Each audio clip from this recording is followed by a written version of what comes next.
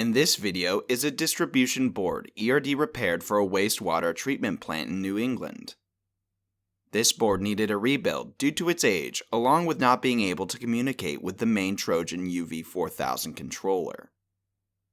At ERD, we have an extensive history in the wastewater treatment plant repairs, and have an entire UV4000 system set up for full testing of all the parts and pieces of the system. ERD also can perform repairs on pump controls, and we have worked on a large number of lift station controls used at various treatment systems. And as with all of our repairs, we have our 3-year warranty put on all UV units.